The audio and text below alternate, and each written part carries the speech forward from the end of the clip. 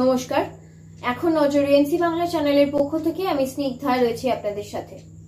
সারা Bharat forward ব্লকের পক্ষ থেকে রবিবাসরীয় সন্ধ্যায় হুগলি জেলার বৈদ্যবাটি বিদ্যানিকেতন স্কুলে এলাকার বিভিন্ন স্কুলের মাধ্যমিক এবং উচ্চ মাধ্যমিক পরীক্ষায় কৃতী ছাত্রছাত্রীদের হাতে সংবর্ধনা তুলে দেওয়া হয়।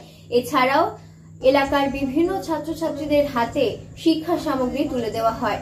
এই অনুষ্ঠানে উপস্থিত ছিলেন ফরওয়ার্ড ব্লক নেতা নরেন চট্টোপাধ্যায়, বিশিষ্ট শিক্ষক কালীপদ হাজরা, অধ্যাপক সঞ্জীব দাস, অজয় সরকার সহ এলাকার বহু গুণীজন ব্যক্তি। এই অনুষ্ঠানে ফরওয়ার্ড ব্লক নেতা নরেন চট্টোপাধ্যায় বলেন, বর্তমান শিক্ষা জগৎ এক কর্পোরেট জগতের হাতে চলে গেছে। আমরা যেমন বাজার থেকে নিত্য প্রয়োজনীয় দ্রব্য কিনে আনি, বর্তমানে শিক্ষা ব্যবস্থাটাকেও ঠিক একই জায়গায় পৌঁছে দিয়েছেন সরকার। এছাড়াও তিনি বলেন, বাম আমলের শিক্ষা জগৎ যেভাবে আলোকিত হয়েছিল, বর্তমানে তার ছিটে ফোটাও কিছু নেই। অনুরোধ করছি আমাদের তখন আপনাকে বাসকে ট্যাক্স দিতে হচ্ছে, সেই ট্যাক্সের টাকাটা আপনার থেকে নাও, রাস্তাটা আপনার। এই জিটি রোড তৈরি করেছিল শেরশাহ, পাঞ্জাব থেকে বাংলা পর্যন্ত। সেই জিটি রোডে বাংলার মধ্যে একটুখানি অংশ বাদ দিলে পান্ডুয়া পর্যন্ত, হাওড়া থেকে পান্ডুয়া পর্যন্ত, বাকি রাস্তাটা আপনাকে যেতে হচ্ছে টোল ট্যাক্স দিয়ে। শেরশাহ মারা গেছেন বহু যুগ আগে। তিনি বেঁচে থাকলে তিনি কতটা দুঃখ পেতেন যে এ দেশকে জুড়ে দিয়ে গেছি আমি, বাংলা থেকে পাঞ্জাব পর্যন্ত রাস্তা তৈরি করেছি আমি, মানুষ এই পথে হেঁটে যেত। পরবর্তীতে কালে যখন ইঞ্জিন এলো, গাড়ি করে যেত। এই রাস্তাটা বিনামূল্যে যাওয়ার, গাছ লাগানো ছিল, গাছতলায় আশ্রয় নিত, পুকুর খনন করা ছিল, পানীয় জল খেত। সেই শেরশাহ রাস্তা আজকে আমাদের কর্পোরেটের কাছে বিক্রি। হাওড়া থেকে বর্ধমান পর্যন্ত এক কর্পোরেট টোল ট্যাক্স তুলছে সরকারকে টাকা দিয়ে, আবার বর্ধমানের পর আসানসোলে এক কর্পোরেট, সেখান থেকে দিল্লি পর্যন্ত প্রায় 45টা কর্পোরেট এই শেরশাহ রাস্তার উপর গেট ফেলে রেখে দিয়েছে মানুষের থেকে কর নেওয়ার জন্য। অবশ্যই ভালো পড়াশোনায় সারাদিন করতে হবে, অনেক সময় নিয়ে করতে হবে। আমি অনেকটাই খেটেছি, তার ফল আমি সত্যি পেয়েছি। হ্যাঁ, আমার প্রাইভেট টিচার বলতে দেবদাস স্যারের কাছে পড়তাম। তার কাছে আমার বাংলা ইংলিশের কোনো টিচার ছিল না, আমি নিজেই করেছি। আর আমার কমার্স স্যারের সাথে স্যারের যেমন হেল্প, আমার বাড়ির লোকেদের হেল্প, সবকিছু মিলিয়ে খুব ভালো একটা আমি সাহায্য পেয়েছি। সেই জন্য এইটা তার ফল। বাংলা মিডিয়াম আর ইংলিশ মিডিয়ামের মধ্যে পার্থক্য কিছুই নেই। যে যতটা সে যদি নিজেদের করতে পারে, ততটা সাফল্য সে নিজে থেকেই পাবে। সেই চেষ্টা করে সে নিজে থেকেই পাবে। পার্থক্য ইংলিশ মিডিয়াম বলে যে খুব বেশি কিছু বড় সড় হতে পারবে, এটা কোনো ব্যাপার নেই। বাংলা মিডিয়াম বললেও সে পারবে। মা আমার পাশে সবসময় ছিল বলেই আমি এত বড় এটা পেতে পারলাম।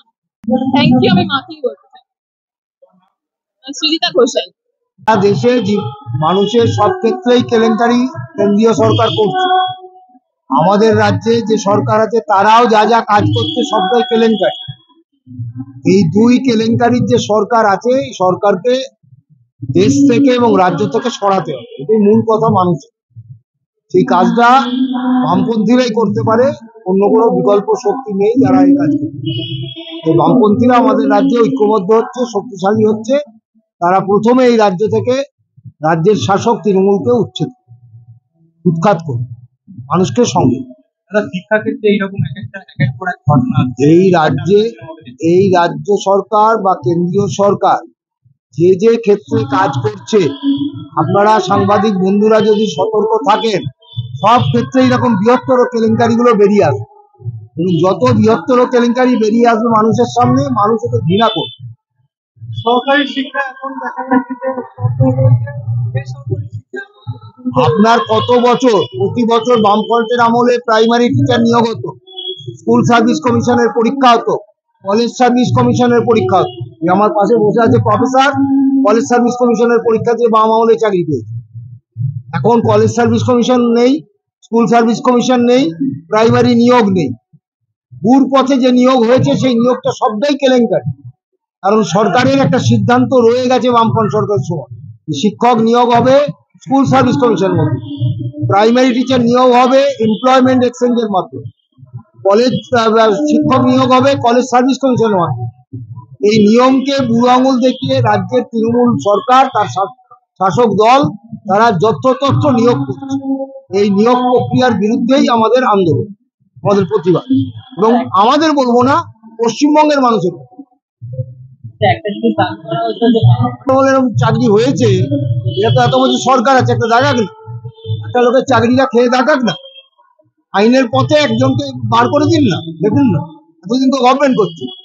আর এই আমলে যে শিক্ষক নিয়োগ হয়েছে তাদেরকে এই সরকারকেই তাড়াতে হয়েছে করে নিতে। এই কলকাতায় যারা বসে আছে তারা এই সরকারের আমলে পরীক্ষা দিয়েই নিয়োগ হয়েছিল, বা কিছু নিয়োগ হয়নি, পাস করেও নিয়োগ হয়।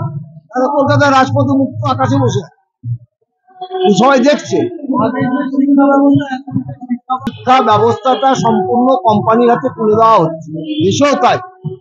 শিক্ষা আগে ছিল আমাদের একটা অধিকার, এখন শিক্ষা চিকিৎসা এটা একটা পণ্য। প্রোগ্রাম হচ্ছে এবং কি বার্তা দেবেন এখান থেকে? আমরা সারা Bharat forward bloc Baidyabati local কমিটির 2 নম্বর শাখার 14 নম্বর ওয়ার্ডের উদ্যোগে আমরা প্রতি বছরই এই অনুষ্ঠানটা করি। এলাকার বিভিন্ন স্কুলের মাধ্যমিক এবং উচ্চ মাধ্যমিকে যারা কীর্তি স্থান অধিকার করেছে তাদেরকে আমরা সম্বর্ধিত করি। সেই সঙ্গে এলাকার বহু পিছিয়ে পড়া ছাত্রছাত্রী যারা শিক্ষা সহায়ক সামগ্রী ঠিক সময় কিনতে পারে না, তাদেরকেও আমরা এই মঞ্চ থেকে সহযোগিতা করি। আমরা প্রায় 800-র কাছাকাছি ছেলেমেয়েদের সম্বর্ধিত করা হবে এবং তাদেরকে শিক্ষা সহায়ক সামগ্রী প্রদান করা হবে। আমরা 1-2 বছর করতে করতে প্রায় 16 বছরে পদার্পণ করেছি। এইভাবে আমরা অনুষ্ঠানটা চালিয়ে যাচ্ছি। প্রত্যেক বছরই কি এরকম আমরা প্রত্যেক বছরই এই ধরনের অনুষ্ঠান করি এবং বহু মানুষ, বহু শিক্ষাবিদ, রাজনৈতিক ব্যক্তিত্ব এবং বহু শিল্পী, সাহিত্যিক, সাংবাদিক সকলেই এই অনুষ্ঠানে আসেন, আনন্দ উপভোগ করেন এবং যারা আগামী দিনের ভবিষ্যৎ তাদেরকে আমরা উৎসাহিত করার জন্যই এই অনুষ্ঠান করে থাকি। আমাদের ফরওয়ার্ড ব্লকের বিভিন্ন কর্মসূচি, আমাদের 23শে জানুয়ারি আমাদের নেতাজি কাপ ফুটবল প্রতিযোগিতা, ভগৎ সিংয়ের জন্মদিন, নেতাজি সুভাষচন্দ্র বসুর জন্মদিন, এছাড়াও রক্তদান শিবির, ক্ষুদিরামের আত্মবলিদান দিবস, সমস্ত অনুষ্ঠানগুলোই আমরা সামাজিক অনুষ্ঠানগুলো আমরা করে থাকি। আজকে যুবকরা, বিশেষ করে যারা শিক্ষিত যুবক, তারা লেখাপড়া করার পর যেটা দরকার, যে তাদের কাজ, সেই কাজ তারা পাচ্ছেন না। শিক্ষক যে সমস্ত যুবকরা আছেন তারা হতাশাগ্রস্ত হয়ে যাচ্ছেন, যে শিক্ষিত হওয়ার পর তারা কি করবেন ভাবতে পারছেন না। যারা আমাদের ভবিষ্যৎ, আজকে তারা হতাশাগ্রস্ত।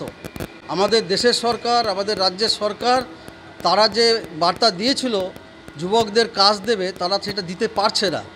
কিন্তু আমরা চেষ্টা করে যাচ্ছি যে মানুষকে আরও বেশি সংগঠিত করা, আন্দোলনমুখী করা এবং এই ধরনের কর্মসূচির মধ্য দিয়ে সকলকে নিয়ে ফরওয়ার্ড ব্লকের কর্মীরা নেতাজি সুভাষচন্দ্রের মত এবং পথকে সামনে রেখে আমরা এগিয়ে চলেছি। আশা করি সকলেই আমাদের সঙ্গে আছেন, এই বার্তাই আজকের এই অনুষ্ঠানে আমরা দিচ্ছি। আমার নাম অজয় সরকার, সারা Bharat forward bloc Baidyabati local কমিটির সম্পাদক মণ্ডলীর সদস্য এবং যুবলীগের বৈদ্যবাটি লোকাল কমিটির সভাপতি।